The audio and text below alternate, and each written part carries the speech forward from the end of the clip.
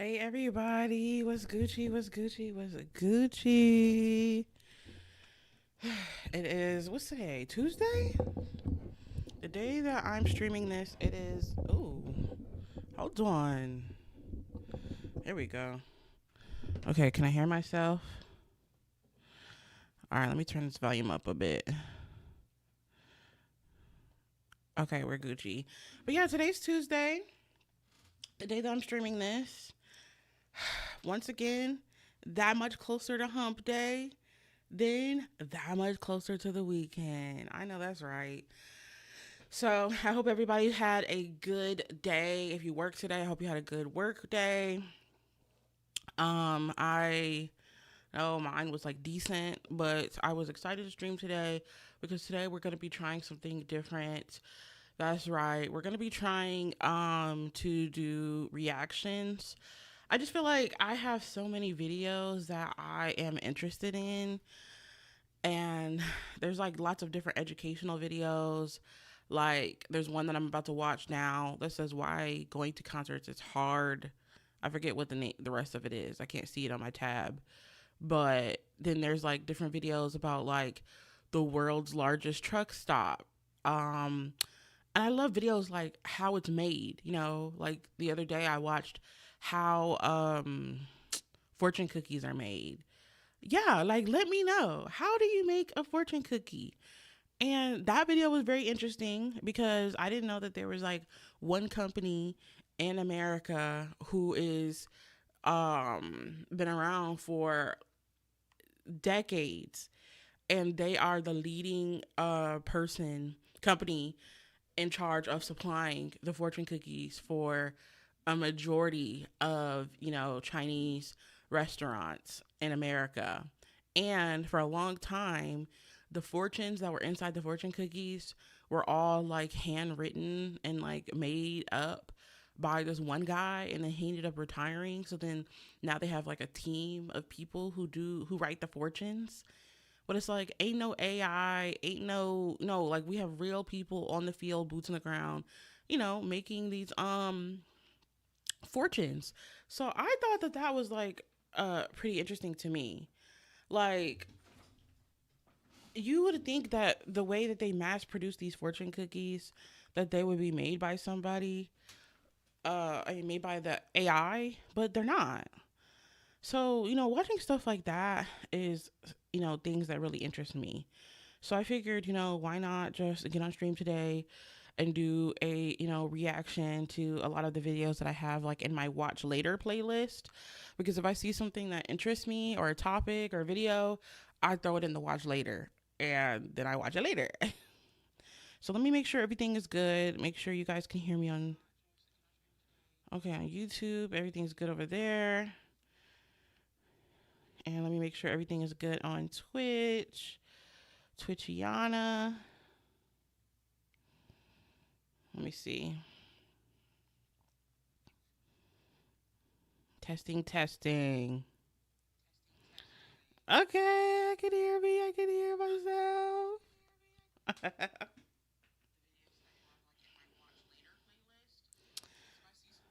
Okay, so before we get into it, if you're watching on YouTube, thank you so much. That I have a YouTube channel where I do my streaming now. It's at Gaming with Kristen Live. Okay, Gaming with Kristen was taken. That's annoying. Wish I, had the handle, but I had to add the live to it. So be sure to subscribe to that YouTube channel. Turn your post notifications on so you can stay up to date whenever I go live. I do a live once a week on Wednesdays at 5 p.m. Eastern, but right now I am in the middle of a 30-day Twitch streaming challenge. So for 30 days, I will be going live every single day, and then after that, I will be back on my regular schedule. So subscribe to the channel, and if you're watching on Twitch, be sure to hit that follow button. at Gaming with Kristen or twitch.tv/gaming with Kristen. If you follow me on Twitch, then you automatically get access to 5 free Miffy emotes. The emotes are super cute. And if you sub, you also get access to extra emotes as well. So be sure to follow. All my socials and everything like that are going to be linked in the description or on my About Me page on Twitch. I also have a podcast. It's called A Little Bit A Lot. New episodes come out every Friday. So be sure to listen to that on YouTube. What is it? I can't even think, girl. It's so many streaming. I'm everywhere, nowhere, all at once. Everywhere, everything, all at once. The podcast is on Spotify and Apple and YouTube as well. So Cutie Merp just followed. Oh my God, my sister is here. Ah, thank you for the follow, girly pop. And that's on gang gang. Okay. So you should be able to use your Miffy points if you're on Twitch. Every stream, you're allowed to use 1 Miffy point per stream to check in. So let me show you guys what that looks like. Let me go ahead and check in. Cutie Merp just redeemed check in. Yes. Oh, wait. You just did it at the same time as me? Gaming with Kristen just redeemed check in. Yes. So that lets me know that you're here. If you want to let me know that you're here. So we got lots of different Miffy point moments going on. So be sure to follow the Twitch so that way you guys can use that as well. So let's go ahead and get into the YouTube video that I wanted to watch. Hold on.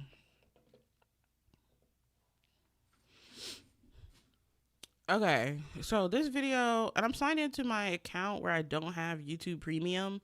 I still need to add myself as a family member so I can have access to no ads, but I completely forgot to do that before the stream, so I'm gonna have ads on here. But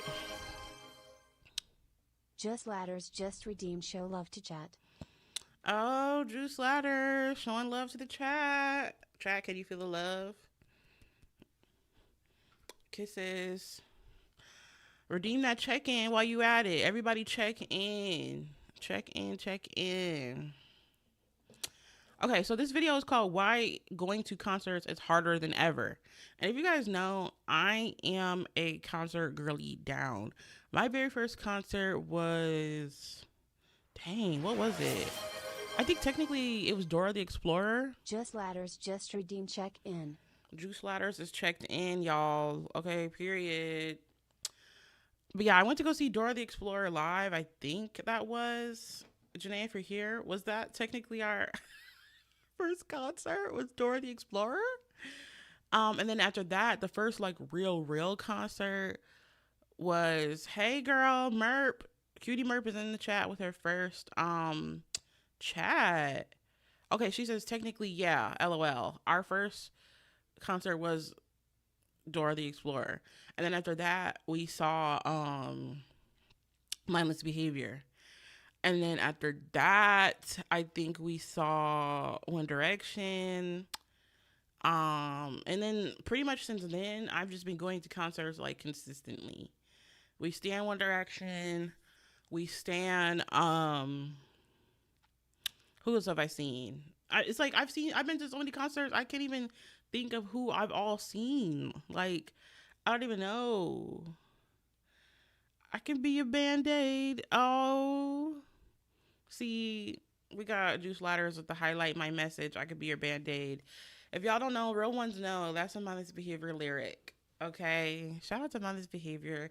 I just saw that Prodigy and freaking Rock Royal.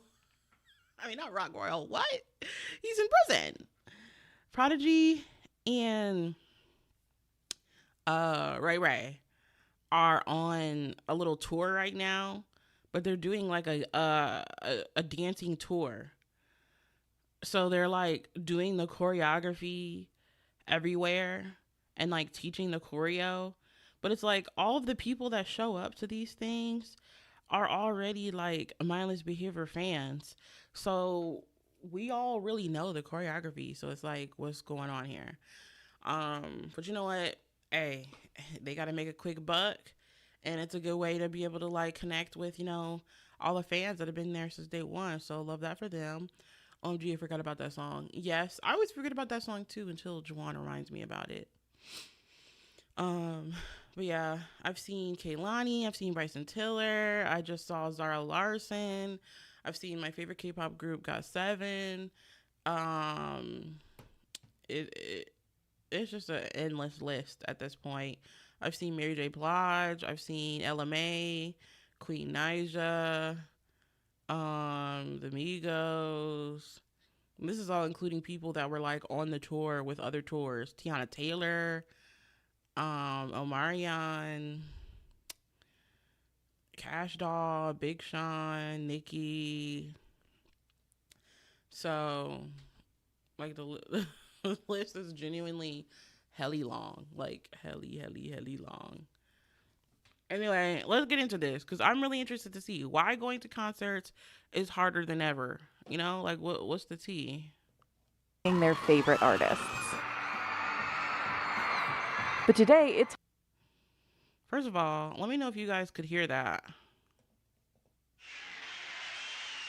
for decades, fans have gotten very emotional about seeing their favorite artists. But today, it's harder than ever to see live music. Okay, you can hear that. It feels like it is getting harder than ever to see live music, bruh. It genuinely is. As a concert girly, I just had to miss out on seeing Cardi B, and I'm very upset about that because, duh, like it's her first full tour. Technically, she was supposed to go on tour with Bruno Mars. She ended up not going on tour because she got pregnant with Culture. So now here we have the actual, was it Am I the Drama tour? Tickets were $7,000, not like literally, but they about could have been for how expensive they were, and I just couldn't afford that. I'm gonna keep it a buck. Like, shoot, it's hard out here in these streets. Hard out here for a pimp. Anyways, In 2024, Taylor Swift fans paid $204 on average for tickets to her Eras tour. The average okay, $204 for a Taylor Swift ticket on average off rip isn't like that awful in this economy. For Taylor Swift, 204 isn't that bad. As a concert girly, okay?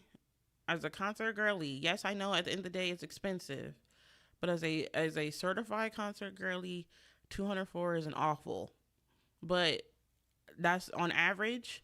But I know for a fact there was probably other people out there who paid twice as much, 3 times as much, sometimes even 4 times as much because of those stupid freaking resellers. resale price for the tour was $3,800. Exactly. $3,800 for the price of a resale. That's where y'all get to tripping at. That's where y'all really get to tripping. Okay? The struggle is real. They pay the $204 for it off rip. And then they immediately post the ticket for resale and charge $3,800. Y'all are out of your minds. You're absolutely out of your mind. The most that we've paid for tickets are $8,000. Oh, Wow. That's more than $2,800 US per ticket. 60 years ago, when the Beatles played the first major stadium concert in history, the most expensive ticket sold for $5.65. That's about $58 today. whoa! So, who's to blame? I would love to have that price. A lot of people point the finger at Live Nation Entertainment, the company that owns Ticketmaster, manages artists, promotes. Yeah, I just checked in. Hey, welcome to the stream. Tours and owns and operates a lot of venues.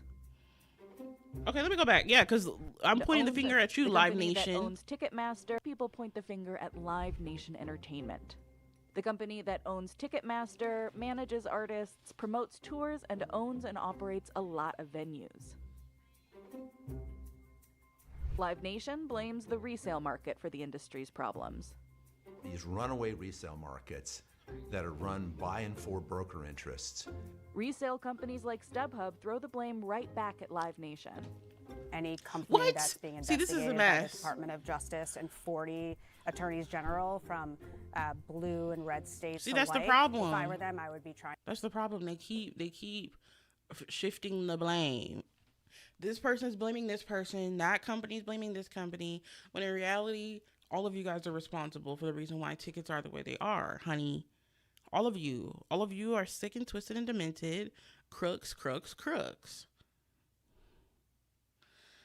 No, they're literally not owning up to anything. Miffy hearts in the chat, everybody. Miffy hearts in the chat. Nobody's owning up to nothing. To deflect as well. Some musicians call out both resellers and Live Nation Entertainment for driving up ticket prices. But Live Nation points out that it's the artists, not them, setting the price. It's sort of like a Jenga tower where you start to pull out one block and the whole tower starts to shake and stakeholders start getting mad at you. We spoke to musicians, a music journalist, lawyers, government officials, Live Nation, StubHub, and customers. And everyone says it's someone else's fault. See? Brian is the best content marketing team lead I've ever worked Oh, with. Before he God. created his I content definitely calendar need to using get rid of these monday.com, his ads. strategy was All while the fans pay more and more. It isn't easy to untangle why concert tickets have become so expensive. We investigated every angle to find the real reasons it costs so much to see your favorite artists on stage. Yeah, let me see. Boots on the ground research.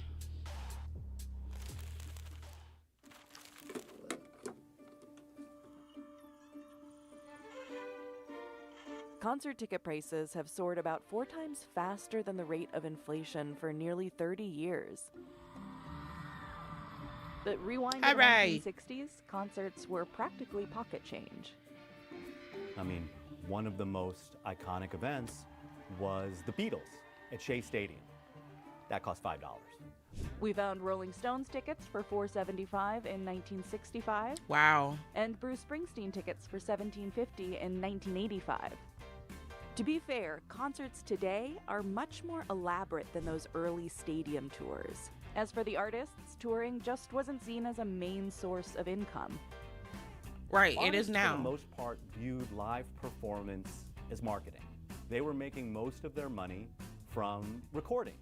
So they'd go out on a tour to help support that particular album.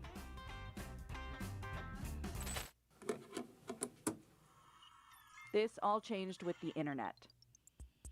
The rise of peer-to-peer file sharing platforms like Napster allowed users to download recorded music for free. Consumers suddenly realized that they don't need to go to Okay. Chad says that's a bunch of BS because I once saw Prince and paid $30. Well, Prince was Prince, and I'm sure he was taxing. I'm sure Prince was taxing. But the $17 ticket is crazy to me. Like, I can't believe it. But like they said, that is that is kind of the difference now. People did not look at tour as a big source of income, where now it seems like they don't even really make that much money from the tickets itself. They make money from the merch. Merch is the thing. So I wonder if they're gonna get into that, because that was a whole drama back with Nicki Minaj saying that she didn't think that tour merch should count towards album sales, and she was beefing with Travis Scott over that, and that was just a mess, child. their local Tower Records or Strawberries. As a direct result, revenues that are generated by artists drop rather precipitously. From Prince was an 1999 advocate for to two- lower ticket prices. Okay, shout out to Prince. Is he a creeper? Yes, but at least he advocated for lower ticket prices. 2009, sales of recorded music in the U.S. were cut in half.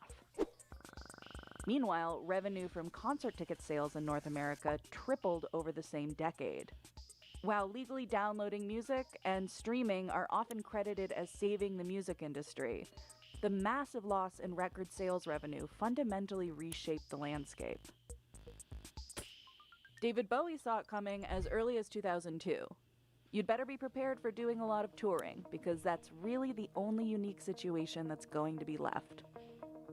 By 2010, top artists were making the majority of their income from touring. Yeah. So how much do artists actually make from Charlie! ticket sales? Deals can vary between artists and touring teams, but in a typical arrangement, artists receive an advanced payment or a percentage of total ticket sales. Say the total ticket price is $140, which was around the average ticket price in 2024. Roughly $102 of that is the ticket's face value. The remaining $38 goes towards taxes and ticketing fees. Before anyone gets paid, around 30% of the face value, or about $30, covers the production costs of the venue and the promoter. That leaves roughly $72 to split between the artist and the promoter, such as Live Nation. In many cases, the artist takes home about 70 to 85% of what's left. Let's say $60 in this case, while the promoter keeps the rest, or $12 in this scenario. But once the artist pays for their touring expenses, crew, and management, their real profit per ticket can drop to $30 or less. Oh, wow. See? And that's before adding ticketing fees, which can tack on another 25 to 30%. Most of those fees go to the venue, and a smaller share goes to the ticketer, around 5 to 10% of the total price, or about $6 in this case. Ticket prices weren't always divvied up this way. To understand why most players blame Live Nation Entertainment for steep prices, we have to go back to when it was two separate companies, Ticketmaster and Live Nation.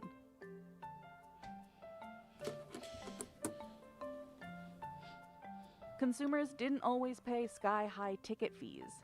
In the 70s, fans paid smaller ones, since venues and promoters also covered the cost.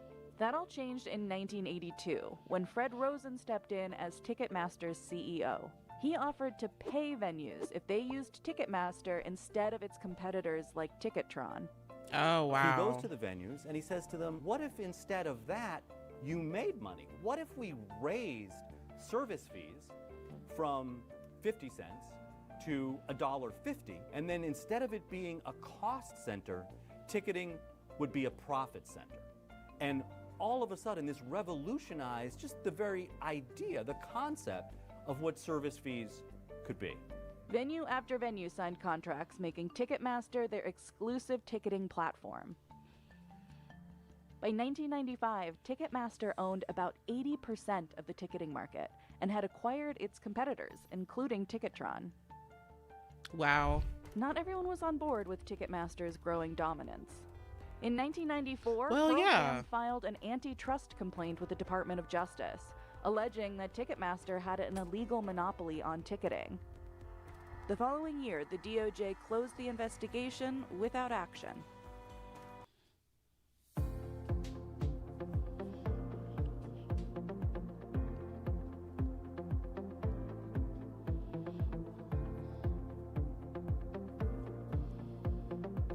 So people have been suing Ticketmaster. Around the time Ticketmaster gained dominance, Live Nation was just getting started under the name SFX Entertainment, founded by Robert Sillerman. Robert Sillerman has the idea that he's going to purchase these local promoters, make them part of one big national company, and then it would be much easier, from his perspective, to route artists across the U.S. and also make money on the sponsorship side. The acquisitions continued to grow from there. In 2000, Sillerman sold SFX to radio station owner Clear Channel Communications, which strengthened its foothold in not only live events and concert promotion, but also venue operations. Following a series of antitrust investigations by the DOJ, Clear Channel announced it would spin off Live Nation solely as a music promotion business. By 2008, Live Nation was the largest concert promoter in the world, controlling about 90% of major amphitheaters in the United States. Wow. Then in 2009, Live Nation and Ticketmaster announced their plans to officially merge. Right. The possibility of a merger sparked widespread backlash. Senator Chuck Schumer criticized the deal, saying it would create unrivaled power over concertgoers and the prices they pay. On Wall Street, stock prices See, and that's when it's like you realize how big the world of entertainment is, because we have a literal senator, being saying, I don't think that we should do that, because if Live Nation partners up with Ticketmaster, then they're going to have too much hold over the market. A senator, like, these have been issues that have been taken to court, to senators. There have been multiple lawsuits. Everyone is extremely aware of how influential and how big the concert market and live entertainment market is. So having big companies like Ticketmaster, Live Nation, and having them have so much control over, the sales of the tickets is ridiculous, because then you really don't have anywhere to run to. You don't have anywhere else to go, because let's say you go somewhere like StubHub. Half the time I see people say that their tickets are like duplicate. I saw somebody use StubHub recently, and then they said somebody else had their ticket or something. I don't even know. So then it's like, all you can use is Live Nation and Ticketmaster in this situation. Ticketmaster started out gangster from the jump off, but Live Nation took it too far. Yeah. Like, this is ridiculous that senators are speaking on this, and they get to just choose what they want to do, have these contracts with these venues, have these deals with these radio companies, and they get to choose, all of their service fees. Prices for both companies dipped. And in a letter to his fans, Bruce Springsteen suggested that the merger would return us to a near monopoly situation in music ticketing. In 2010, the Department of Justice approved the merger, which created Live Nation Entertainment.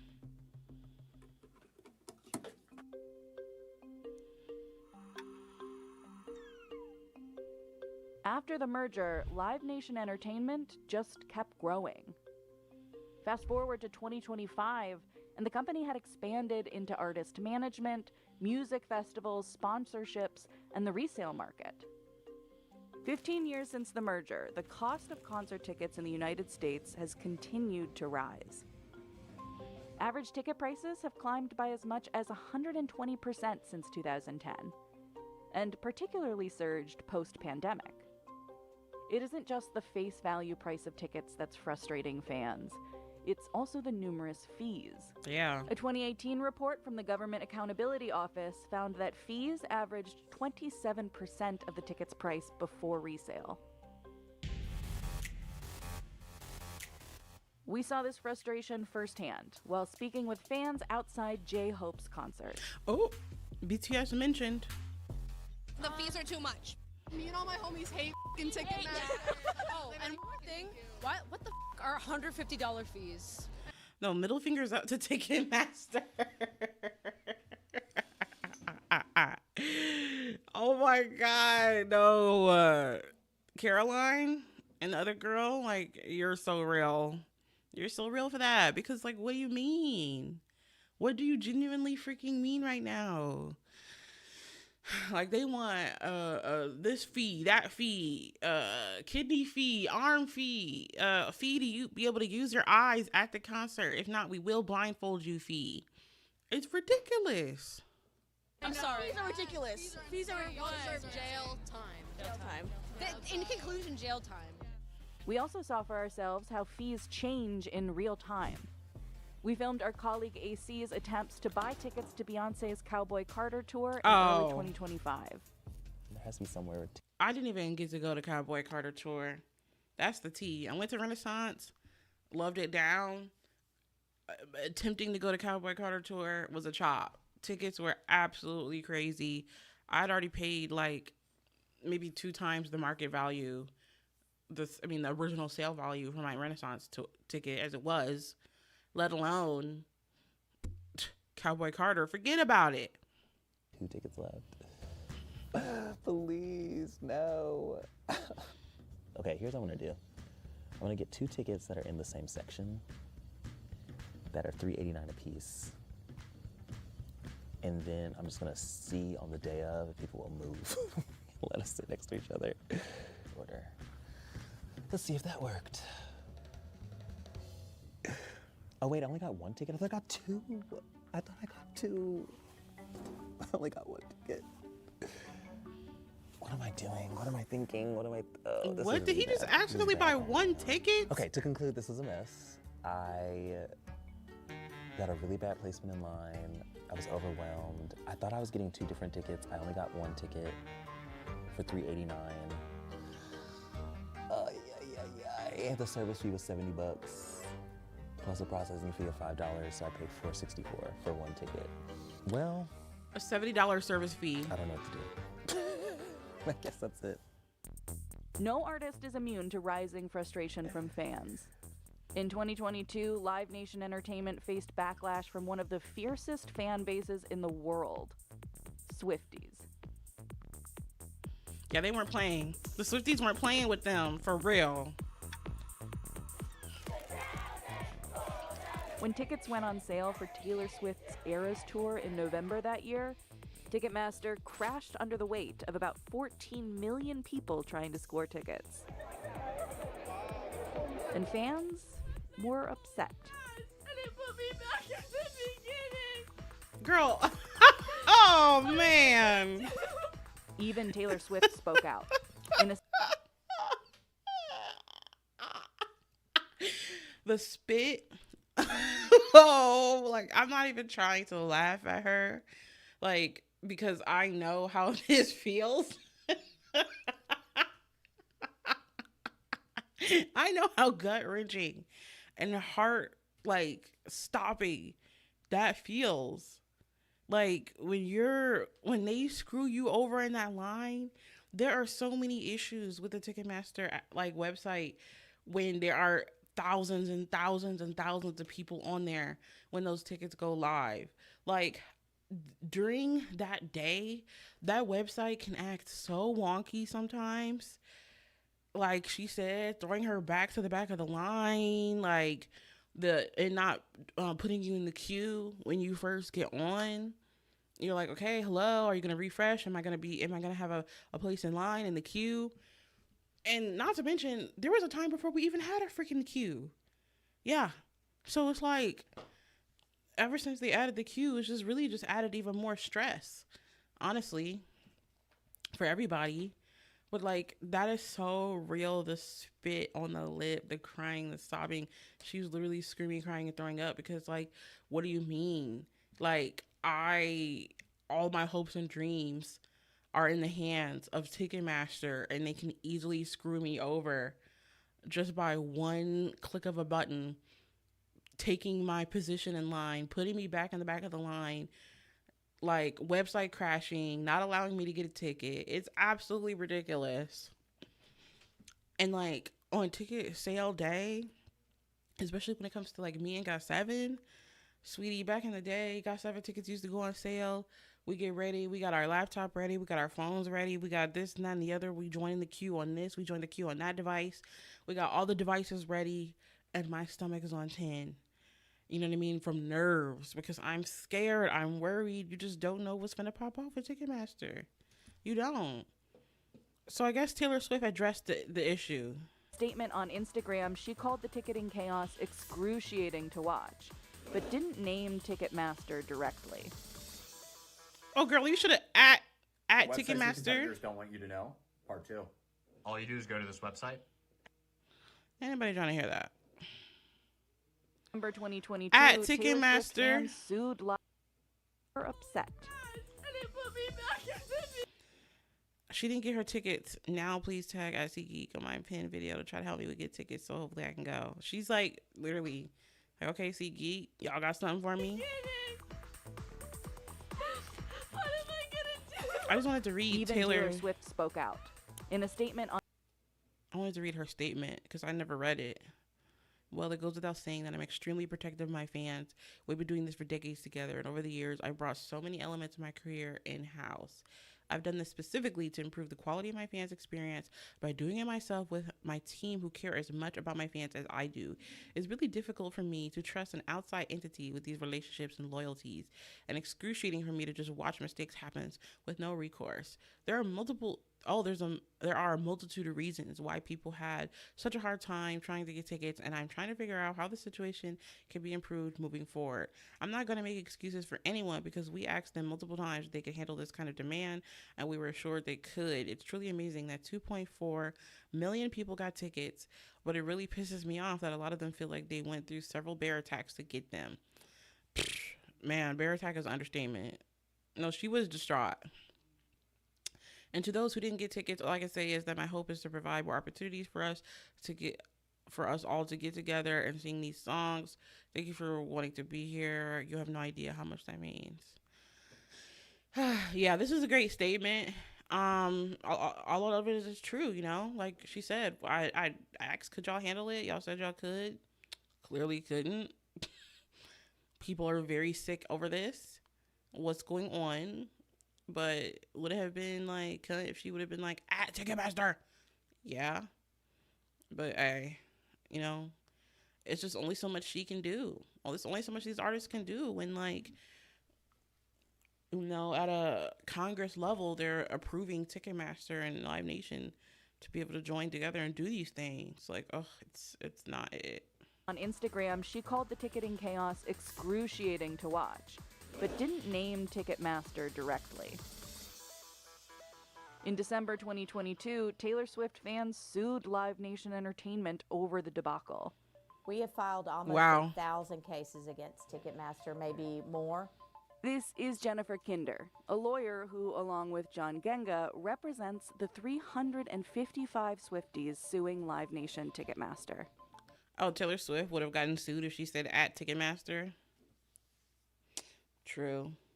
But shoot, she got those coins. I'd have been like, I'm a battle for my fans. I'm going to battle it out in court.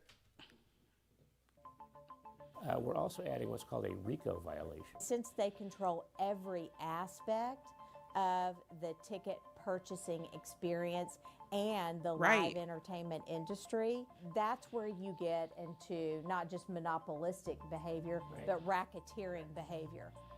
The lawsuit is still ongoing, but no matter how this case pans out, the fans' anger led to more scrutiny from Capitol Hill, culminating in a Senate hearing, and an even bigger, ongoing lawsuit against Live Nation Entertainment. In May 2024, the U.S. Department of Justice filed an antitrust lawsuit to break up the company. While monopolies aren't inherently illegal in the U.S., the Department of Justice alleges that Live Nation uses its dominance to intentionally stifle competition. Right. So what we do in the monopolization complaint is really explain all of the ways that Ticketmaster and Live Nation are this dominant intermediary that artists, venues, and fans cannot escape. That's Doha Mekki, who helped launch the DOJ case. Since we spoke with Doha in late 2024, she's left her position at the DOJ. The lawsuit is still moving forward, with a trial scheduled for March 2026. The DOJ that was this month. Live Nation Entertainment's flywheel business model enables the company to engage in anti-competitive practices. It extracts service fees and revenue. And then, I just saw the picture of the hamburger. It's like, not only do they tax $7 million trillion with these service fees and these like monopoly practices that like are just ridiculous, and all of these things that these people just said that people have been able to categorize their lawsuit under. Somebody needs to sue when it comes to these prices, when it comes to food. You go in there, you spend, $25 on a chicken tender basket with fries and a drink. Like, oh my God, the prices for snacks are absolutely absurd. Like, geez Louise. And then even just like the price of like, even if you just want to get a water is ridiculous. And they're just able to get away with it. Because what? Like, I don't understand. And like even when I go to like the Little Caesars Arena, the price that they want just for a slice of pizza and a drink is like kind of cray cray. From fans, it is often a default ticketer at the venues where artists want to play. It owns 60 of the 100 largest amphitheaters. It has acquired promoters.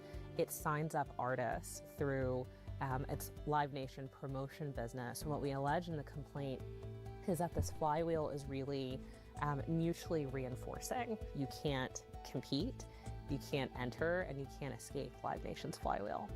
Those allegedly anti-competitive tactics include locking venues into long-term exclusive contracts to limit competition from rival ticketers and restricting artists' access to venues unless they agree to use Live Nation as their promoter. We cannot At escape. Capital We One, cannot get we out. start with applied research. We cannot escape. We cannot get out. Live Nation. Like they're genuinely forcing your hand. Live Nation executive Dan Wall has an entirely different take on the DOJ lawsuit. Any allegation that our business practices are explaining these ticket prices is just cynical and untrue. If you take that $100 ticket, face value ticket, remember the promoter's going to make maybe $2 out of that. And then when you look over to the fee side, people always make the assumption that those fees are ticketmaster fees or whatever the primary ticketing company is. They're really not. If you've got a $30 fee on top of that, then the ticketing company is going to get $4 or $5. But the DOJ lawsuit claims that by acting as both the ticketer and the promoter, Live Nation can double dip and inflate fees and revenue, all at the expense of fans. Although ticketing may earn Live Nation just $4 to $5 for every 100 spent on tickets, the company's 2024 financial results reveal that it's actually the most profitable arm of the business based on adjusted operating income. Live Nation's CEO Michael Rapino said so himself in a 2018 earnings call. If we get 90 million customers in our flywheel on a positive basis, we can sell them more food, we can sell them more sponsors, we can sell them more ticketing services, all higher margin businesses than the low margin flywheel. When it comes to the DOJ's allegations of anti-competitive practices, Dan points out that it's industry standard for venues to have exclusive deals with promoters, and claims that competitors are doing the same thing. The ticketing What competitors? market evolved in a way that ticketing contracts are granted by venues on an exclusive basis. So AEG was our biggest competitor, also is a very major owner and operator of venues. They have lots of venues, and our policies are pretty much exactly the same. Sometimes we let our rivals in, sometimes we don't. But the two aren't exactly created equal. Live Nation controls a dominant share of the U.S. concert promotion and venue operations market, far outpacing AEG. So today, the industry is at a standstill, and everyone is pointing the finger in a different direction. Right, two wrongs don't make a right. Live Nation Entertainment says high prices reflect demand. And ultimately, it's artists who set the base price for tickets, not them. So we talked to some musicians.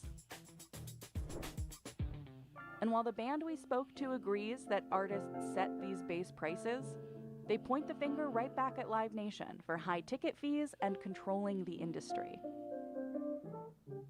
In January 2023, following the Taylor Swift lawsuit, musician Clyde Lawrence of the band Lawrence appeared at the U.S. Capitol to testify in a Senate hearing. Clyde shared that Live Nation often assumes the roles of promoter, ticketer, and venue operator simultaneously, a claim echoed in the DOJ antitrust case. If they want to charge us $250 for a stack of 10 clean towels, they can and have. In their song False Alarms, Lawrence even included the lyric, "Fame's overrated, Live Nation's a monopoly." Beyond the lyrics, band members were a bit more cautious when we caught up with them in their studio, saying that Live Nation isn't solely to blame.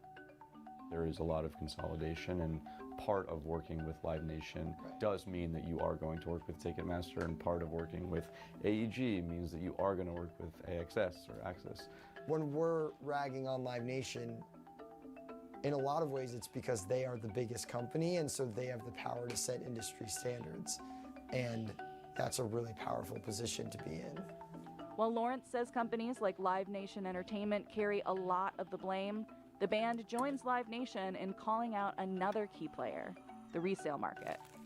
I think one piece of ticketing that artists don't have any say in is the secondhand ticketing market. In 2024, more than 250 musicians, including Billie Eilish, Lorde, and Fall Out Boy, signed a letter urging lawmakers to help reform the broken system of predatory resellers and secondary platforms. Right. And there's data to back them up. This chart made by the Government Accountability Office in 2018 lists 3 studies that found that resale prices could range from about 15 to 112% more than the face value price. 15 to 112%? And the 2023 NITO study of 65 concerts found that resale tickets averaged nearly double the original ticket price. We talked to StubHub, the first online resale ticketing site. In 2024, on average, 80% of our tickets were under $100. So I know that like these Taylor Swifts, they get a lot of headlines, but they're actually not illustrative of the real experience on the platform. Those numbers are based on StubHub's internal data, which they did not share with us. Oh. And like Live Nation, StubHub says they're not responsible for setting the ticket price. We make suggestions to them, hey, your ticket's not selling, you might consider lowering them. So it's really up to the seller. We have no role in setting the Okay. See, and then it's like, it's just more frustrating because she makes, statements like, hey, your tickets are too high. Okay, lower the price. And it's on them. Then why don't you make it so that way that they have to, I don't know, maybe before they post it for resale, prove how much they originally paid for the ticket. And then you can't like charge more than 2 times the amount. Like, can we maybe have like restrictions maybe on that? Like the price cannot be no more than this. Like what? those prices. So it's really where the market is. But that doesn't address the issues of fees, which are where StubHub makes its money. The same 2018 study from the Government Accountability Office found that resale platforms often charge higher fees, about 31% of the ticket price on average, compared to 27% on primary sales. So Diet the secondary 66 marketplace, the just resale redeemed, I'm marketplace, looking. is enormously responsible for the inaccessibility that exists with live entertainment in this country. That's Senator James Skoufis. Got a lurker. He's been working on live event ticketing reforms and regulations in New York. And unlike primary ticketers, resellers like StubHub charge fees for both the buyer and the seller, allowing them to profit more from a ticket than the artists themselves. Yeah. You, just you, building your app. This is cray-cray. Deserves more profit share than, say, people that are directly involved in the event itself. I don't. I don't think that StubHub deserves more profit than the artists and the teams who are creating, you know, the show and the event. We want to work directly with artists and teams. StubHub and resale sites have also been sued in 2024. The DC Attorney General accused StubHub of deceptive drip pricing and junk fees, which are fees that are hidden until the end of the checkout process. The DC case is still pending. Meanwhile, the FTC finalized its junk fees rule for live event tickets, effective May 12, 2025.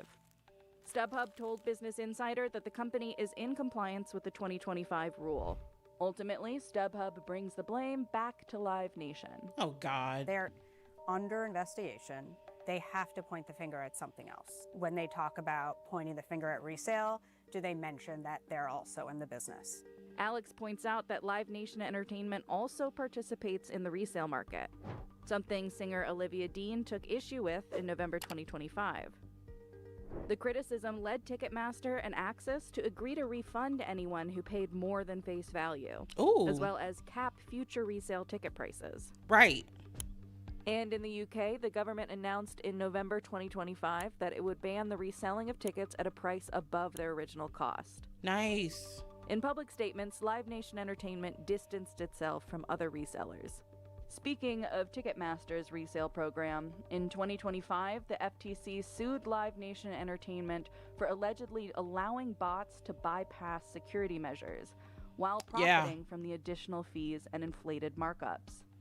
Live Nation denies the FTC's claims, but say it's rolling out changes to its resale service. Even with those changes, artists take issue with the secondary market because they don't profit from inflated resale prices. Right. To combat this, Ticketmaster introduced dynamic pricing back in 2011. Essentially, artists can increase ticket prices in real time when the demand is high and reap the benefits. Dynamic pricing has made headlines for pushing up the price of tickets, angering some artists, while others faced criticism from fans for using it. How does it make you feel that people are paying like up to $500 for this show? Angry, upset. We're not about that, to be honest. I'm not about dynamic pricing. Hell no. That's what I gotta say. They need to stop with this dynamic pricing that normal people can't afford and only the Nepo babies and the bots can buy. Because who's buying a $500 ticket? Like, I gotta eat. I got groceries. Right. Stop scamming us. Please. After all the frustration Heavy on and please. finger pointing, there was one thing everyone we spoke to had in common. They still remember their favorite concert. Mother's Day weekend. Now we want to get sentimental. 1994. I don't care about what I your had your grown up first concert in New was. England, so I Y'all are part of the seen the problem. band Fish.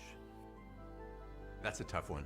I was fortunate to go to one of the U2 concerts at the Sphere. In college, a bunch of friends and I saw Gym Class Heroes. My favorite concert ever was Bruce Springsteen in Spain. Last year, we were able to go to Paul McCartney's Underplay at the Bowery Ballroom. My daughter has been a Swiftie since about the age of 3. By doing that together, that we were less mom and daughter and parent and child, but we were more fellow females in the world that we live in today. It reminds us why live music matters. It was a night where essentially, for the first time ever in the band's career, band is music I care for, they played essentially an entire improvised second set. People were jumping and screaming to these songs that we've all kind of... And he even said from stage, he's like, oh, this reminds me of, you know, back in the day. In the early 60s before we were playing big venues. It was crazy. But if the way the industry operates doesn't change, more and more fans could get priced out of these concert experiences that mean so much. The current system is rigged against the large majority of fans, and the system every single year becomes more and more rigged as the industry stakeholders become more and more comfortable with jacking up prices. There are only 50,000 seats in that arena, 60,000 seats in that arena. It's a question of how many of those 50, 60,000 seats are filled by normal fans versus rich fans. I want more normal fans in those seats. Right.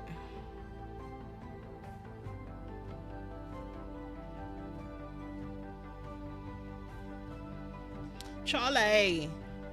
Who the frick is that? I'm a brat when I'm bumping that.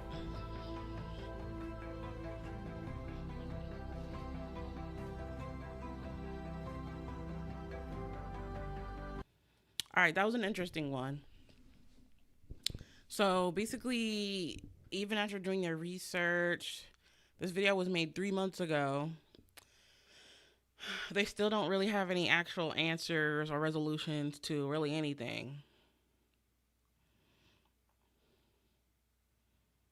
Nothing like watching a show sell out within 3 minutes of release.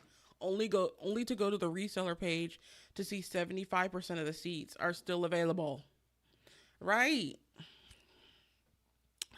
Reselling should be illegal or at least capped at the same cost of the purchase price. That's what I said too.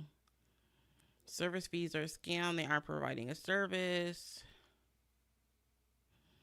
My wife wanted to see Bruno Mars for her birthday. After calculating the cost for my family of 4 over a weekend at Vegas, I brought her an LV bag Just Ladders instead. just redeemed Hydrate. Oh, Hydrate. Let me see. Do I have anything to sip? I got my drink from earlier.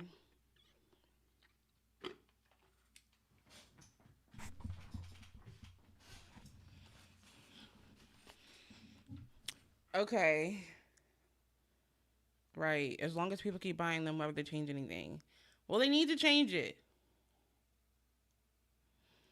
It's never going to get better until people stop paying these insane prices. It's going to get worse. Well, people aren't going to stop because we got to see our people. Okay, the next video that I thought was interesting was a video called Inside the World's Biggest Truck Stop. Don't upload your videos to YouTube. Upload to Restream, where we will live stream it to YouTube and all your... This kitchen feeds the world's largest truck stop. Chefs sling out 350,000 meals a year. Iowa 80 covers over 150 football fields. It's one of the last major U.S. truck stops that's independently owned and thriving. Truckers come from all over for its movie theater, truck wash, chiropractor, dentist, and 900 parking spots for semis alone. 900? It is impossible to find a Okay, Iowa 80. This is interesting to me. This is very interesting to me because I didn't even know that a truck stop like this existed. And I just recently saw another TikTok about someone saying like that being a trucker is like the world's most unhealthy job because they don't walk around a lot enough, right? Because they're driving. And their diet consists of like fast food, so they have an unhealthy diet. And I'm like, dang, yeah, like I guess that could be considered, a really unhealthy job, but because they don't have access to a lot of resources. So having a chiropractor is probably so clutch at this truck stop. Because when you're sitting, just like me, I have a desk job, that neck and that back can get to hurting a little bit, right? So that is so clutch. A dentist, they probably don't have a lot of time to, make it to the dentist because they're on the road a lot of the time. So having a dentist there is also clutch. Like, this is crazy to me. Like, I didn't even know that this existed. It covers over 150 football fields. It's 150 football fields wide? This truck stop? Okay, first of all, and then look at this picture. World's largest truck stop, Iowa 80. They have a DQ, a Wendy's, a Pizza Hut, and a Taco Bell in there. Apparently. I've never seen that many restaurants in one stop. The last major U.S. truck stops that's independently owned and thriving. Truckers come from all over for its movie theater. The movie theater! Chiropractor. The movie theater, car wash is crazy. Chiropractor. Dentist, and 900 parking spots for semis alone. It is impossible to find a place to park in other truck stops. There's always spaces to park here. But most of America's mom and pop truck stops are gone, or barely hanging on. So this is what truck stops used to look like. It has a gas station, a cafe, and lodging. Reed Island Corner in Colo, Iowa is one of America's last remaining one-stops from the early 1900s. It sits at the intersection of two of America's first cross-country highways, routes that once carried travelers through small towns like Colo. They're so vital to our community and our state. But when the interstate carved new paths around Colo, the once constant flow of travelers disappeared.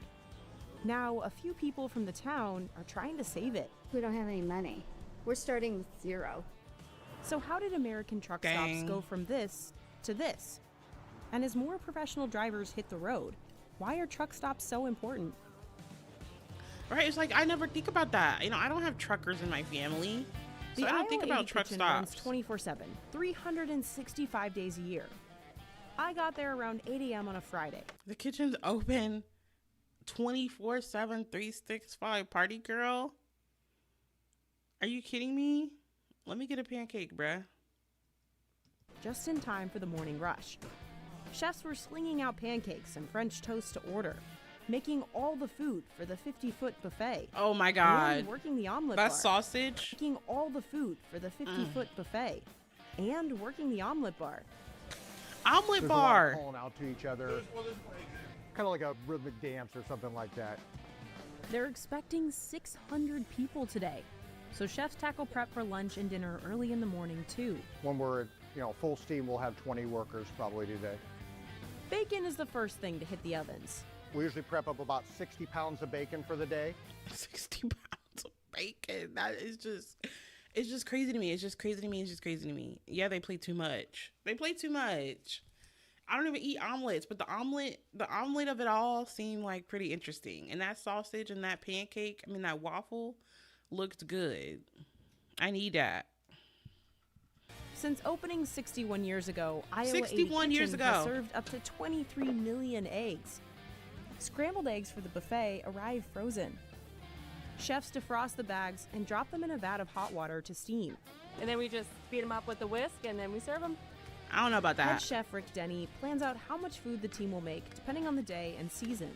How are you related to the family? I'm not related at all. I've tried marrying in a few times, but they won't let me. My grandfather was the original owner of the restaurant. Chris Hahn still uses her grandfather's recipe for meatloaf, a crowd favorite. She chops onions and celery and dumps in spices and tomato sauce for the base of the meatloaf. We got 90 pounds of ground beef here. The three main components is the beef, the mixture that I've never seen that much ground beef in my life. 90 pounds. And I be thinking my little 2 pounds sometimes is like, whoa, this is so much meat. First of all, that's really cool. Her grandfather was the company founder or whatever the freak. So that's interesting. A very interesting looking meatloaf recipe. But like I said, if they're saying on average being a trucker is the most unhealthy job, having a place like this seems like it would be nice because they're making, home cooked food for the truckers to be able to eat, and not just, so it looks like they offer, Taco Bell, Dairy Queen, like I said, Wendy's, but they also make this food fresh in the cafeteria. there and then the breadcrumbs. How many years has this been used? 40. 40 years, yep. A 40-year-old machine. This is enough meatloaf to last 2 to 3 days. So chefs portion it into tubs. So this won't get baked until probably tomorrow. We bake 2 off a day. For Iowa 80 Kitchen's size, chefs make a surprising amount from scratch. Like their ranch dressing, with 6 gallons of buttermilk, 60 pounds of mayo, and 9 packets of ranch seasoning. We try spreading it around. Iowa 80 staff also hand bread and dunk their fried chicken, one of the most Ooh. popular dishes. Oh, yeah. Come 11 a.m., they flip the buffet over to lunch. Oh, my God. That Most of looked the people who good. stop in to eat are professional drivers who spend months at a time on the road. They enjoy being able to come in and get, a home-cooked meal. It's tiring. We drive 11 hours a day, have a 70-hour work week, and I always stop here because I like the shop, I like the food court. It's one of my favorite truck stops. A lot of people eat 3 decent meals a day. Well, we're lucky to get 1. Jerry Lenander has been driving a truck for nearly 50 years. The Iowa 80 is the real deal. I mean, you can sit down for a home-cooked hamburger steak meal. But there's a lot more than food here. We have a movie theater. We have a driver lounge that has a big TV. We toured the space with Lee Mayer, the founder's granddaughter, and the 3rd generation working here. Our philosophy is that when our customers are at home, they should be with their family. Laundry? They got laundry in there. You could wash your clothes. That's so clutch. I wonder how much it costs though. Because as somebody who used to have an apartment that had a community washroom, they be taxing them, to use those quarters to wash a load. Now I have a washer dryer in my crib, but I know the struggle.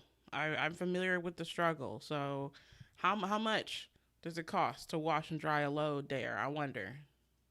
The chiropractor is clutch, like I said.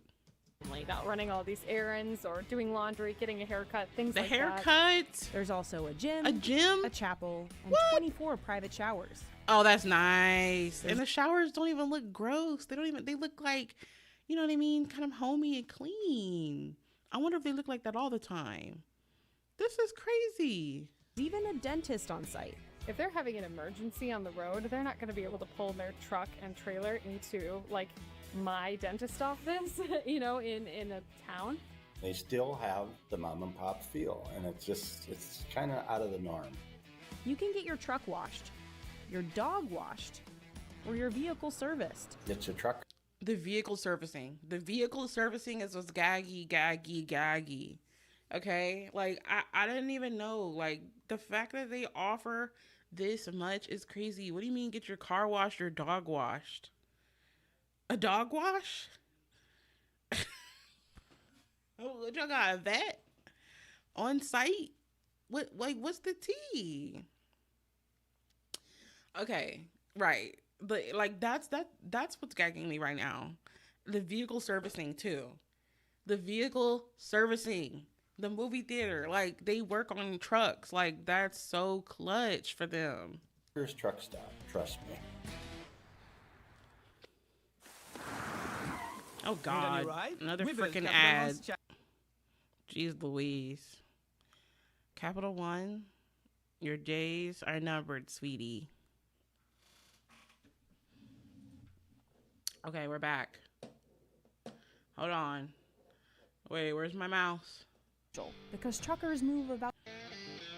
Decked out rest stops like this are so crucial because truckers move about 70% of America's goods, worth roughly Wow, truckers move 70% of America's goods. And you know what? And that's why it's so easy to be on the expressway and be like, oh, these guys are in the way. Get out of the way. Because sometimes some truckers, they're not all created equal. Some of them be driving kind of crazy. But shout out to all my truckers, bro. Like, being responsible for 70% of America's goods, transporting, is a big deal. $18 trillion in 2022. Iowa is the nation's top producer of corn and eggs, and sits at the intersection of two of the country's busiest cross-country highways. That's why Lee's grandparents built their business here back in 1964. The interstate was planned, so they kind of knew where it would run. Iowa 80 opened at the height of the nation's largest infrastructure project ever, the construction of the interstate system. America's first highways cut directly through small towns. They were narrow and had stoplights. But these new interstates bypassed communities entirely. They had 4 lanes and could handle trucks with heavier loads traveling at higher speeds. Wow. And they were built as the U.S. trucking industry was really taking off. By the 1960s, trucks began carrying more cargo, closing in on how much trains moved. Rest stops popped up along the new highways, and at first, many were small, mom-and-pop businesses. I'm guessing it didn't look like this when your grandfather first opened it. It was so tiny. Our main building, when it opened, like literally would fit under the gas canopy now. But soon, Wow. truck stop chains started replacing family-owned ones. Big names popped up, like Flying J in 1968 and TA, or Truck Stops of America, in 1972. By 81, Pilot and Love's had expanded into nationwide chains, and slowly they started gobbling each other up. Pilot bought Flying J in 2010, bringing itself to over 550 truck stops with the new merger. In 2023, British oil giant BP bought TA, now known as Travel Centers of America, for $1.3. Okay, I have a couple BPs in my local area, and I did not know that it was a British. Like, did y'all know that, chat? Did you know that? I didn't know that. $1 billion. The large corporate chains gobbling up, the family-owned truck stops has absolutely been a problem. That place that a truck driver used to always stop at so that he could get his clean shower and his good meal, all of a sudden, 1 year to the next, it's gone. See, okay, that makes me feel kind of bad. You know what I mean? Like, for the mom and pop truck stop people. Like, they were just trying to give that, homey vibe experience for the truckers. And now it's just being taken over by these large corporations. Shout out to capitalism. Well, no, not shout out. Skip capitalism. Dang, man. Travel center that is just catering to your everyday drivers and tourists isn't going to have a lot of the amenities that a truck driver needs. Right. Things like a larger fuel nozzle that is going to actually be able to pump fuel quick enough to be able to fill up the, really large truck. Loves and the TA and the pilots, that's more of a shopping mall. They're crowded at night. There's no place to park. All the fuel islands are full. Jerry owns his Dang. own truck, so he can go wherever he wants for gas. But most drivers have to use a specific chain because their company has a contract for cheaper fuel. Okay, I didn't know that either. British Petroleum. That's what it stands for. I didn't know that they were contracted either. That's news to me. Like, learning that they have to be like go to certain stops to get gas is crazy. Iowa 80's Fuel Center became a TA franchise in 1992. Oh, it's okay. But the entire truck stop is still family owned. Through the decades, the truck stop renovated 33 times to keep up with ballooning demand. And over time, it just grew. We got busier. Who decided it's the biggest truck stop in the world? Well, we did, but other people said it first. When we were branded as an Amoco in the 70s, everyone would come in and say, "This has got to be the world's largest Amoco." And it kind of stuck, and no one's ever really challenged us on it. So then you were like, I'm brave enough to put 10 giant signs claiming it. Right. Artificial intelligence. It's redefining how we design and manage. Yeah. I guess that does make sense. Like, you can just be self-proclaimed world's largest, but like, is that actually true, sister? But many other mom and pop truck stops died out when the chain started taking over. 2.5 hours away, one of the state's oldest roadside stops is fighting for survival. So this is what truck stops used to look like. At the turn of the century, America didn't have any cross-country highways. Roads between cities were terrible, mostly dirt, unpaved, and disconnected. But as cars got more popular, a guy named Carl Fisher, who launched the Indianapolis Speedway and Miami Beach, got funding from auto companies to build the Lincoln Highway in 1913, connecting New York City to San Francisco.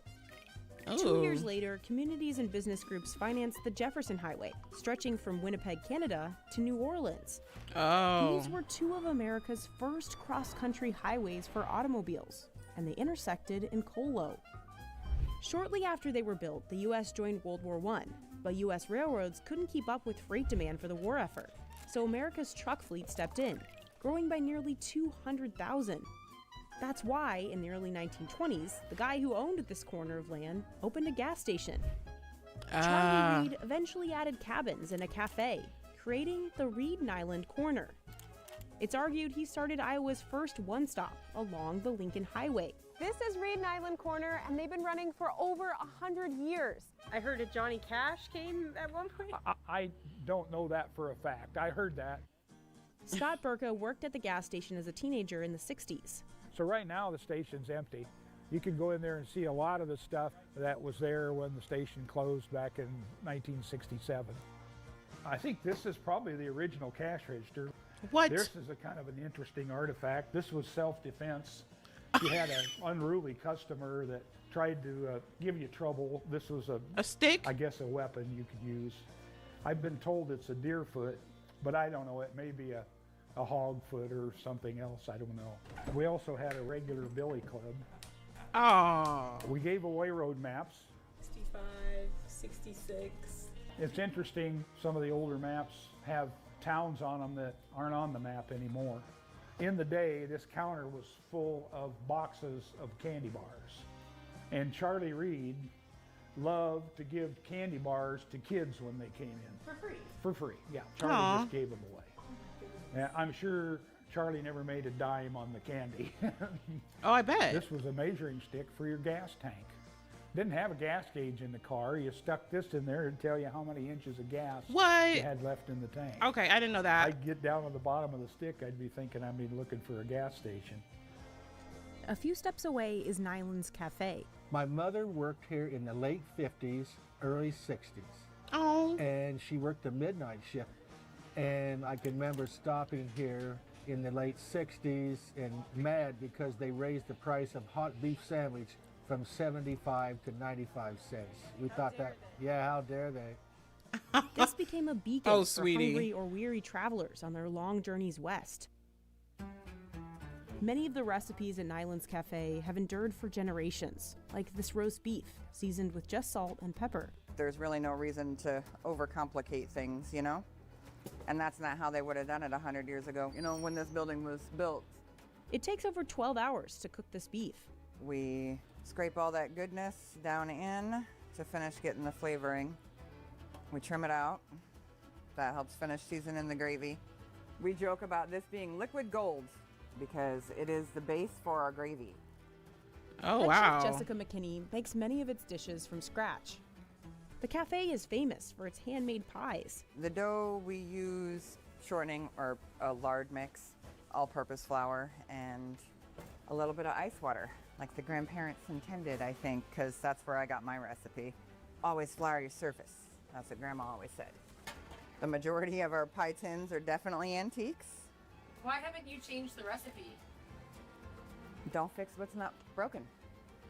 So right now we're just making it pretty, making sure the sides are standing up nice.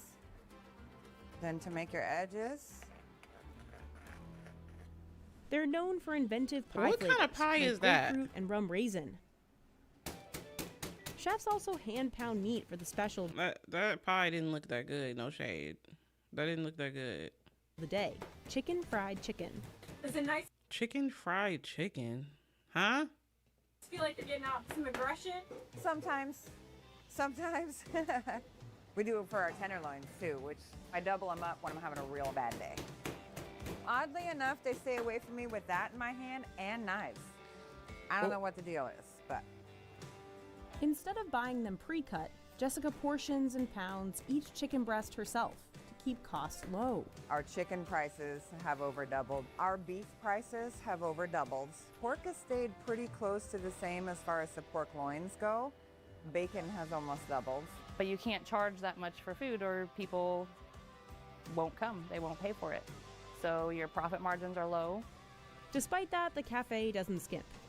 It uses 100% beef tallow in its fryer instead of vegetable oil. I believe one time since we opened, we have raised prices, and that was just this last January. Like 10 cents a piece on every item. Owner Kelsey Reed negotiated with a local egg farmer to keep egg prices low when they surged. But it's not just food prices this cafe's up against. Okay, negotiating with an egg farmer does seem like a good idea. And I do get it. You raising prices could potentially,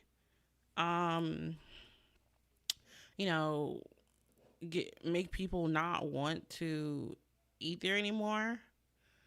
So I understand that.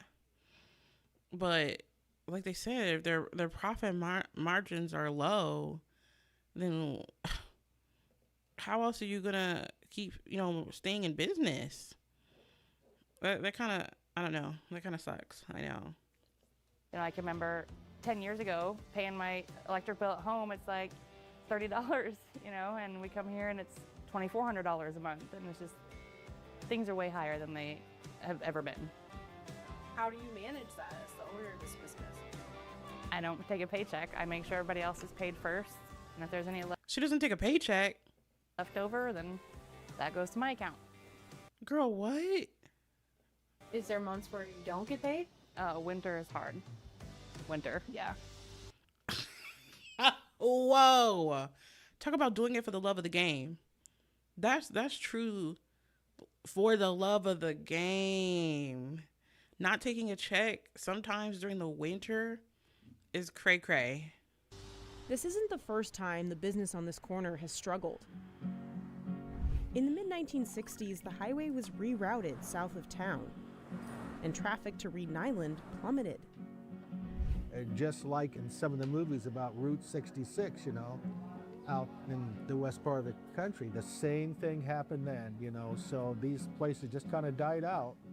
In 1967, the gas station closed.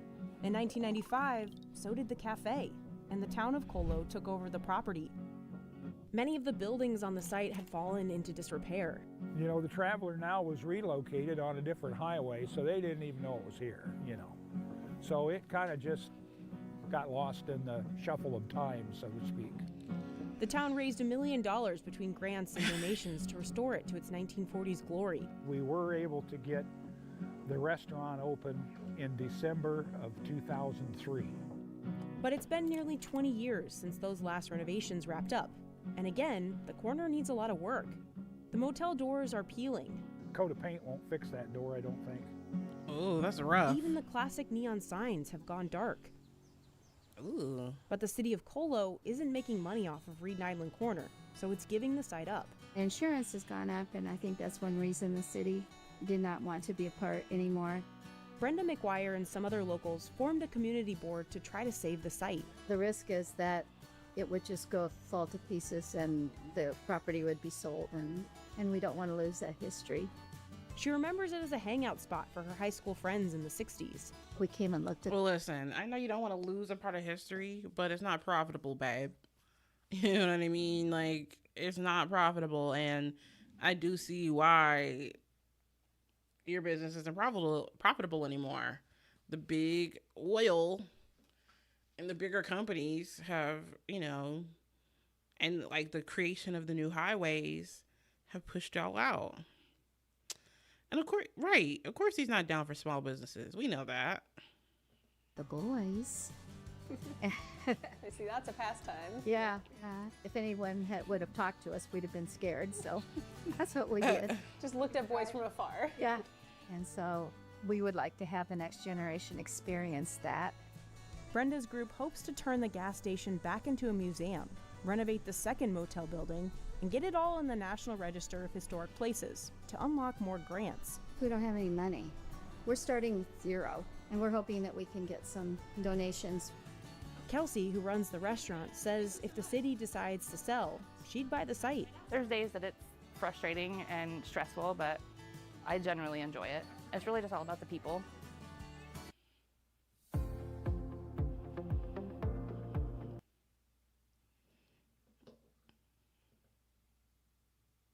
I didn't mean to click that. To unlock more grants. We don't have any money. We're starting with zero, and we're hoping that we can get it's to sell. I really enjoy it. It's really just all about the people. While it might seem like the corner is holding on by a thread, as soon as those cafe doors open, the energy is buzzing. We've never had a bad meal here. We'll come back for more. Okay, you gotta tell me what I have to order. I was gonna say, what is even good here? What's the menu hidden for? And I thought this was supposed to be inside the world's largest truck stop, not 2 hours away at some other little mom and pop truck stop that's not even a truck stop anymore, that they want to turn into a museum. What does these people have to do with the largest truck stop? Like, am I tripping or what? Like, this is not the same place. They've made this whole video about a whole different location, and that's not what we're here for. Also, of course, I don't see not a single black customer, not a single black employee. Do black people even live in this city? I don't know.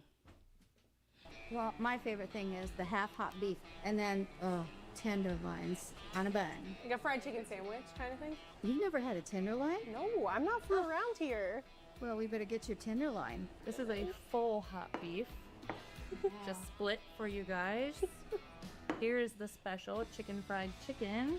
Here is tenderloin, with our homemade onion rings and our homemade house dressing. You don't pick it up with your hands? No, we don't pick it up. We may live in a small town, but we're not. That personally does not look that good to me. Maybe my boyfriend would eat something like this. But first of all, I don't really even like gravy for real. I can imagine how soggy this bread is. It's sitting in the gravy. That doesn't look appetizing personally. With the mashed potatoes in the middle, I don't know about that, sister. Like that. I'm a ketchup lover, so I always put it in ketchup. Ketchup! Like it? Mm-hmm. That white bread hits you at first and you're like, oh my gosh, I'm back to being 12 years old. Mm-hmm. Let's count how many gravies are here. 1, 2, 3. And how much ketchup, sir? And how much If it's your plate, everything has ketchup on it. Yeah, well, they used to say I put it on pumpkin pie, but I never did. Sausage gravy, fried chicken, potatoes, coleslaw.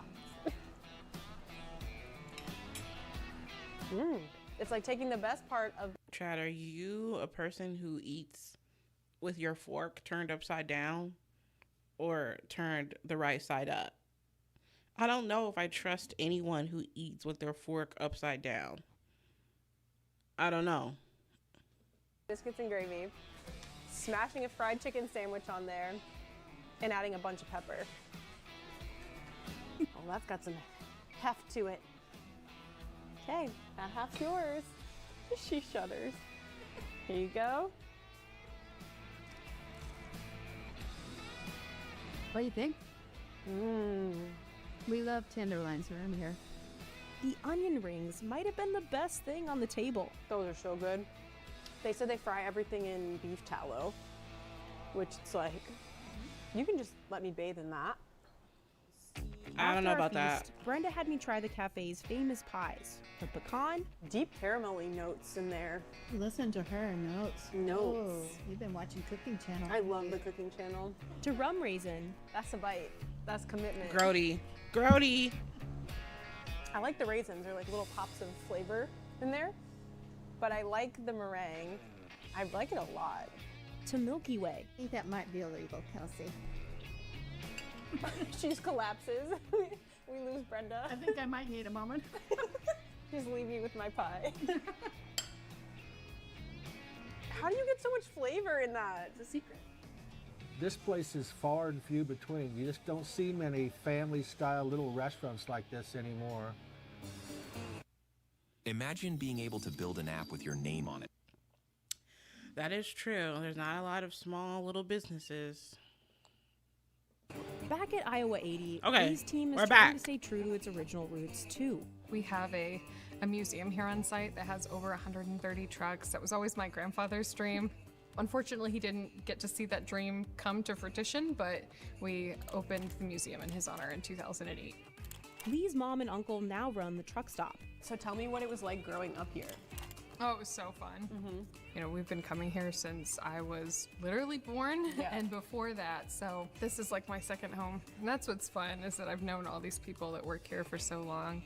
And just like her grandparents, Lee's family has kept the truck stop and the restaurant open every day of the year. So you said that we can, thank you, order anything all day, right? Thank you. Yes, 24 hours a day, breakfast, lunch, or dinner. This is a lot on the menu. I know, it's a big menu. Meaning you can get this giant breakfast plate at 3 p.m. like we did. Okay, so you said that this is a fan. See, okay, I can rock with their food because those hash browns look good. That bacon, that ham. Let me give me a little bit of that corn with those pancakes. Favorite? Oh yeah, the Hungry Man, big deal. People finish this? I bet they do. I don't know that I've ever seen it, but here Big we go. dude's coming off a truck with a huge appetite after 10 hours of driving. I could see this being a fan favorite for sure. Yeah. Okay, I actually think I like the sausage better than I like the bacon. The pancakes, though, they're made with sweet cream instead of buttermilk. And they had the perfect amount of tang to sweetness. That's the best thing on the table because there is a crunch. Even with all the syrup, there's a little crunch. But gooey in the middle. Rivaling those pancakes was the meatloaf. Gotta get a lot of gravy. let me get a good bite. Cheers. Our meatloaf cheers. It feels like when you're a kid and your mom makes meatloaf. The meatloaf looks That's kind of not a good. joke. Midwest, just coziness right there. We did come here a lot of Sundays after church with my grandparents. So yeah, this is like home cooking for me. Aww. That same community spirit is on full display at Iowa 80's annual Trucker Jamboree, which draws about 45,000 visitors Whoa. each summer to its massive parking lot. There's a Trucker Olympics and a beauty contest for semis. Jerry won Trucker's Choice 2025, the event's top honor. So next year, Jerry's truck will be on every t-shirt, hat, and banner at the event. The granddaughters are parking the trucks out in the concrete. And at the end of the show, the mother, Delia, is shaking your hand as you win a trophy. I mean, that's how involved they are. From the world's largest truck stop to one of Iowa's oldest, it's clear these places hold special meaning for people who spend their lives behind the wheel. Because the life of a long-haul trucker, driving over 250 miles a day, isn't an easy one. There's a lot of people that don't drive trucks, that don't understand what we sacrifice. It's mostly family that we're sacrificing, being away from them. Lisa Otto has over 20 years, 48 states, and 3 million miles under her belt. It was unheard of a woman doing trucking, 3 million miles, 48 states. How many states are there? It's been a long time since I've been at school. Don't judge me. Aren't there 50 states? What happened to the other 2? Why hasn't she been there? But OMG. No, but I have been seeing a lot of lady truckers, black lady truckers on TikTok. Shout out to all my black lady truckers, okay? Because it's a lot. It seems like it's a lot. A big task. 50 years ago. A lot of the guys, they rag on us. They're like, oh, you're a woman, you can't drive. But that's not true. I can run circles around 90% of them out there. Oh, period. Long-haul trucking is so difficult. It has one of the highest employee turnover rates in the U.S. It's roughly 90%. I've seen numbers as high as 150% even. By comparison, most other U.S. industries see about... I bet you they have the biggest turnover rate. Nobody wants to be a freaking trucker. And that's why it's like, kudos to you, mama. Mama, kudos to you if you're a trucker. Because don't nobody want to do that. But like they said, they're responsible for 70% of the transporting of goods. So somebody's got to do it. 13% turnover. There is no real driver shortage in the United States. There is a retention problem. Low pay, lack of benefits. See what? So we all know how important trucking is to America. 70% of transporting of goods. It's not even 50%. It's 70%. That's how important this job is. And you're telling me they still have the audacity to have low pay and benefits that aren't that good? Hashtag justice for the truckers.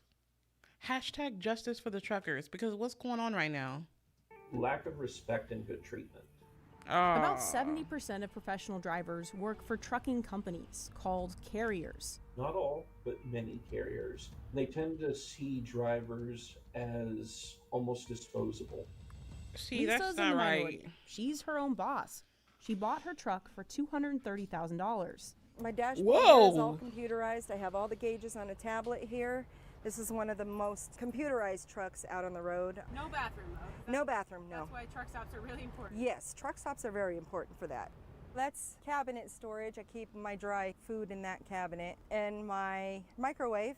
Under here that's just storage space where I keep all my makeup, my brushes, deodorant. Okay, she said, I gotta still be glam. I still gotta serve glam on the road. I still have to have hygiene on the road. But the fact that she bought her truck for 200,000 bandos, is that what he said? Let me go back. It's computerized truck, computerized. She bought her truck for $230,000. $230,000. I didn't even know that these trucks were even that expensive. Right, can't hold her up. My dashboard here is all computerized. I have all the gauges on a tablet here. This is one of the most computerized trucks out on the road. No bathroom, though. No bathroom, no. That's why truck stops are really important. Yes, truck stops are very important for that. Wow. That's cabinet storage. I keep my dry food in that cabinet. And my microwave. Under here that's just storage space where I keep all my makeup, my brushes, deodorant, all kinds of my bathing stuff. Oh, this is a refrigerator down here. This is a table. My dream catchers, yes. I kind of collect them. That seems like a lot. It That's a is. small house. Basically, yeah. Wow. Yeah, on wheels. Yeah. And it sucks when your house breaks down. I got a top bunk. I have the bottom bunk, which the dogs sleep in their bed and at the foot of the bed over here. This is her favorite toy. I don't know what I would do without them. They're my companions, my road companions.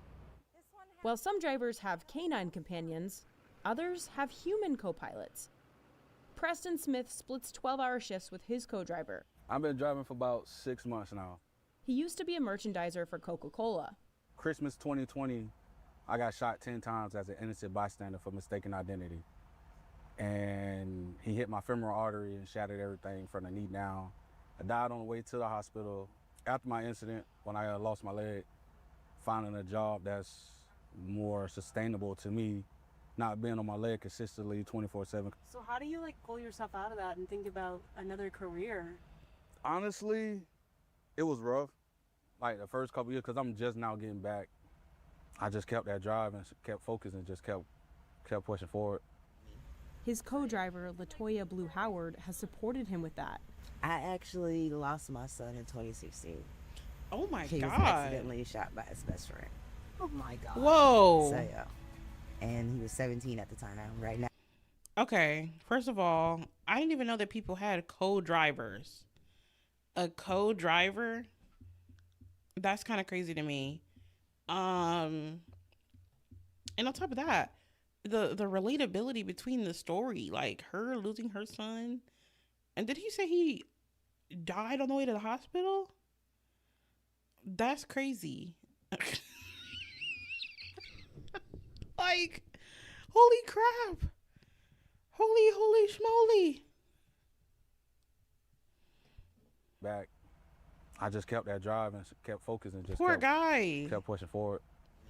His co-driver, Latoya Blue Howard, has supported him with that. I actually lost my son in 2016. Oh, that's he so was sad. accidentally shot by his best friend. Oh my God. So, yeah. And he was 17 at the time. Right now. Okay, co-drivers are usually husband and wife. Can you imagine? And it's like, not to pull a stereotype, but like, would they eventually start dating when you're spending that much time around somebody like that? Like, is that going to become his girl? I don't know. How much older is she than him? What are you talking about? I don't even know what you're talking about, Drew. Serious. But shout out to the blue hair, okay? Period. But I have seen TikToks where people are drivers and they have their wife with them, but usually the wife isn't a co-driver. She's just there to spend time with him on the road. But to have a co-driver, I never knew that was like a legit thing.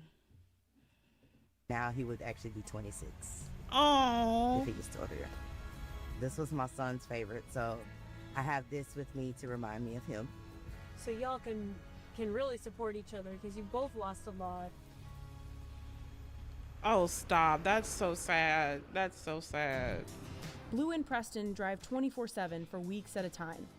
One sleeps while the other drives, and they only stop for gas or emergency bathroom breaks. Do y'all ever get lonely out here? We do. We do. But then a lot of times when I start feeling that type of way, I'll be like, yeah, it's time to get off the truck. Which is why in rural Iowa, a truck stop with lots to do can be a lifeline. There's nothing out here on the road. Truckers are people, and they want exactly what any one of us wants when we finish a long day's work. They want a cold drink, they want a warm meal, they want a hot shower, and they want to be able to do all of that. Heavy on cold drink. Oh my God. If I was a trucker, I need an ice cold drink. I can't even handle driving 2 hours to go see my dad without needing every accommodation ever. Are you kidding me? Let alone driving 24 hours, 12 on, 12 off. Like, this is crazy. A place where they feel safe.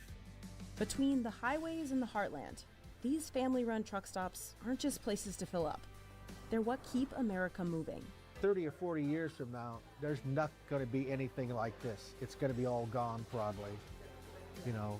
So we'll try to keep it alive as possible, as long as we can, you know.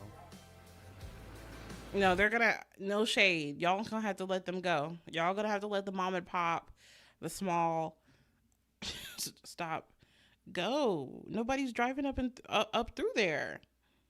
But like they said, you know, make it a museum, yeah. But they're gonna have to let that small one go. This truck is literally a freight train on concrete. The way that they cut us off, the way that they come around, flick us off, you never know what a trucker is going through. Man, right. You never know what they're going through. We're just like everybody People else. cut off truckers like crazy, bro. Apparently you can go from 0 to a complete And site that's why I try to be mindful when it comes to truckers. Like, I'm not trying to inconvenience you. I don't want to inconvenience you. I'm not trying to get in your way. I'm not trying to be all up on in your biz. I need to let you go where you go. You let me go where I go. Period. Okay, well, shout out to Business Insider for these very insightful mini documentaries I basically just watched. Why going to concerts is harder than ever, and inside the world's largest man, I could take ups now, truck stop. I also have a lot of other things in my watch later that I want to go over and stream, like investigating the graveyard shift at Cantor's Deli with Eddie Burback, Miles Bonsignore from the Try Guys, previously from the Try Guys. He does the series where he does like investigating the graveyard shifts at different places. Investigating the graveyard shift at Tommy's Hamburgers, 2:49 a.m. That's really interesting to me. The last graveyard shift video that he did was really good. So next stream, I definitely want to get into that, the graveyard shift series. And then here we have, what else did I put in here? How Barbie became a $1 billion a year brand. Because what's going on? You know what I mean? Let me learn more about Barbie. Especially after this Barbie movie just popped off. But now that Bratz is making a comeback, what's the tea on that? Another Business Insider video that seems interesting to me. The real reason Disney is so expensive. I've never been to Disney, and I'm not a Disney adult. And the only thing about Disney that I really love and stan is Princess Tiana. Love a black woman from infinity to infinity. So, but at the same time, I want to know, why is Disney so expensive? I heard that the prices for the merch and food are astronomical, so I want to get into it. Boots on the ground research. What's going on there? Another video I saw from Weird History Food, how an ice cream topping became a kid's drink. Hawaiian Punch? What do you mean Hawaiian Punch used to be an ice cream topping? I need to know more about that, right? So I added that to my watch later because I need to know.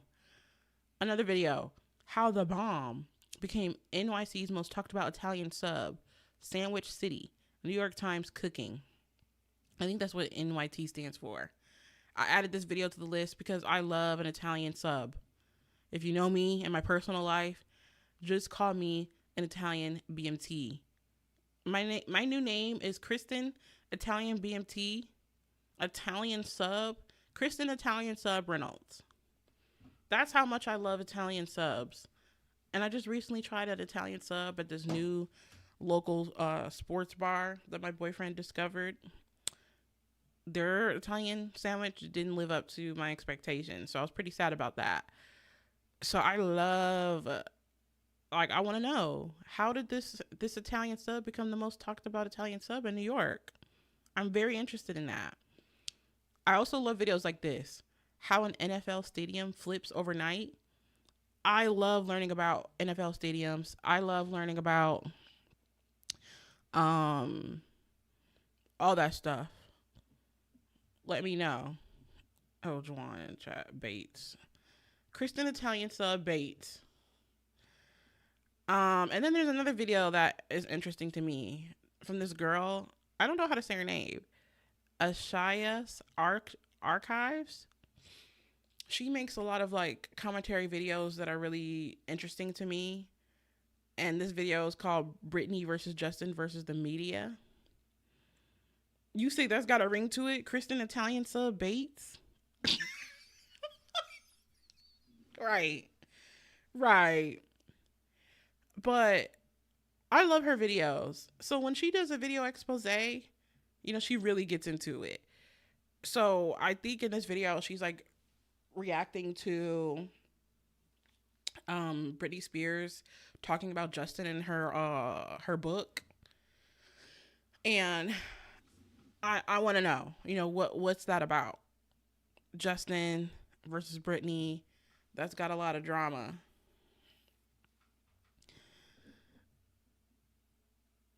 Boom, bam, bing, yup. LOL.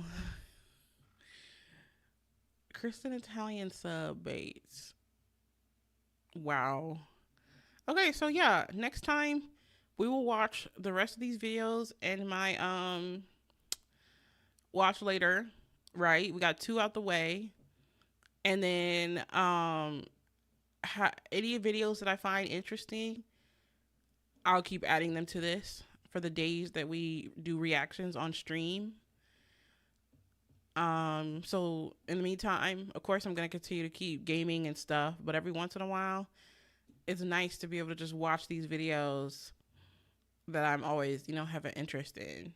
So we'll have some streams where we do reactions like this, some streams where we do gaming and more. So yeah, I just like hope that some of these don't have like copyrighted music in them, but I don't think they do.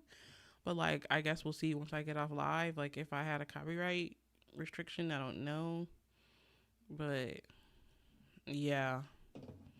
So this was fun, dude. I loved learning about the trucker industry and the job, and learning about the nonsense going down with Ticketmaster. I think, learning about that one especially was informational for me because, like I said, I'm a concert girly. So knowing what's going on in that, concert ticket selling and ticket promotion industry is important. And I'm just really glad to learn that a lot of these people have been, standing up and making a stance against these websites and suing these people because it's absolutely a crime that they're getting away with, low key. But all right, like I said, today was fun. Tomorrow is my actual scheduled stream day. So like I said at the beginning, streams are every Wednesday at 5. And then, but for the time being, for the next 30 days or however long the challenge is, I am on a 30-day streaming challenge. And then once the streaming challenge is over, I'll be back to my scheduled stream day on Wednesdays. But for the time being, until the challenge is over, you can catch me every single day on here. And like I said as well in the beginning, on YouTube. Be sure to subscribe to the @GamingWithKristen live channel. Turn those post notifications on so that way you can keep up with whenever I go live. And follow me on Twitch. With a follow, you do get access to 5 free Miffy emotes that you can use in the chat. We also have some emotes that you have access to if you subscribe as well. And we also have channel points. So you can earn channel points depending on how long you watch my streams on Twitch. And then you can redeem your channel points, aka Miffy points, for different rewards, like checking in, letting me know that you're lurking, showing some love to the chat, urging me to take a sip of water, all these type of different things. So that's lots of fun. Be sure to keep up with that. Listen to my podcast at A Little Bit A Lot Podcast on YouTube, YouTube, Spotify, Apple. It's like at this point, I have so many different things going on that when I'm like going on this spiel and reminding you guys of like all the different ways you could find me, I just get like everything mixed up. But everything's going to be in the description on YouTube, or like I said, on my About Me page on Twitch. So be sure to go to that to find me on all my socials and stuff and support my content. And with that, I'll see you guys tomorrow.